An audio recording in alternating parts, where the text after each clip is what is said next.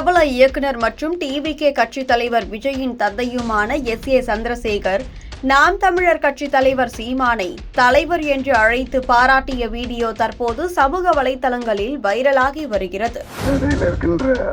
நண்பர்களே, தம்பிகளே, உறவினர்கள், இப்போ தலைவர்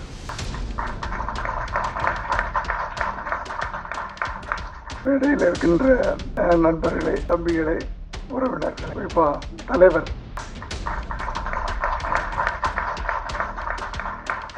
பேரன்பும் பெரும் கோபமும் படத்தின் இசை வெளியீட்டு விழாவில் எஸ். சந்திரசேகர் அவர்கள் சீமானை பார்த்து மிக சிறந்த தலைவன் சீமான் என்று பெருமையுடன் பேசியிருந்தார்.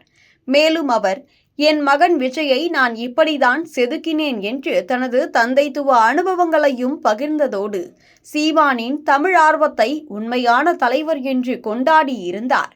இந்த வீடியோ தற்போது யூடியூப் மற்றும் சமூக வலைதளங்களில் லட்சக்கணக்கான பார்வைகளை பெற்றுள்ளது.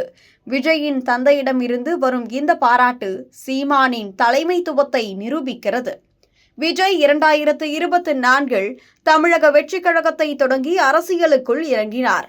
ஆனால் 2025 சில மாதங்களில் இது பல சர்ச்சைகளால் சூழப்பட்டு உள்ளது.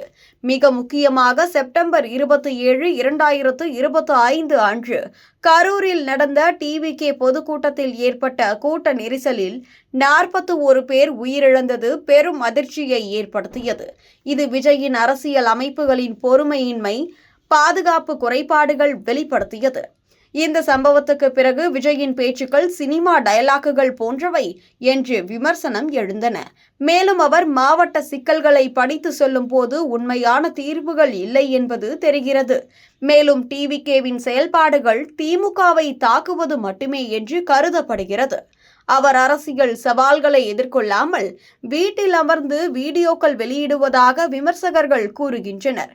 பிரச்சனைகளில் உறுதியான நிலைப்பாடு இல்லாமை, பிஜேபி போன்ற கட்சிகளுடன் மென்மையான அணுகுமுறை, இளைஞர்களை ஈர்க்கும் வகையில் தீர்வுகள் இல்லாமை, இவை அனைத்தும் டிவிகேவின் பலவீனங்களாக உள்ளன.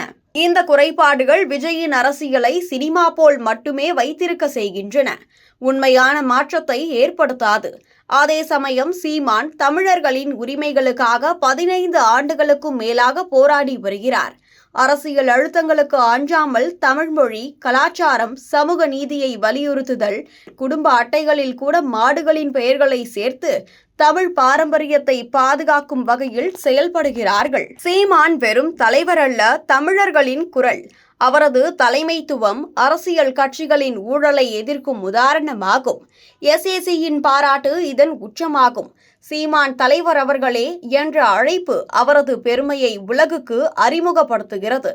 தமிழ்நாட்டின் இளைஞர்கள் டிஎம்கே, ஏடிஎம்கே போன்ற பழைய கட்சிகளிடமிருந்து விலகி சீமானின் என்டிகேவை நோக்கி ஓடுகிறார்கள். ஏனென்றால் சீமானின் உரையாடல் திறன் இளைஞர்களை ஈர்க்கும் முதன்மை காரணமாகும். அவரது பேச்சுக்கள் தமிழ் தேசியவாதத்தை உணர்ச்சியுடன் விளக்கி இளைஞர்களின் எழுச்சியை தூண்டுகின்றன.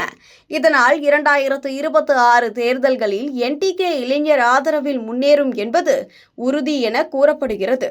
விஜயின் சினிமா அரசியல் போன்று இல்லாமல் சீமானின் போராட்டங்கள் உண்மையானவை எனவும், ஈழம், சாதி ஒழிப்பு, இளைஞர் மேம்பாடு, இது ஜென்சியை உண்மையான மாற்றத்தை நோக்கி இழுத்து செல்கிறது.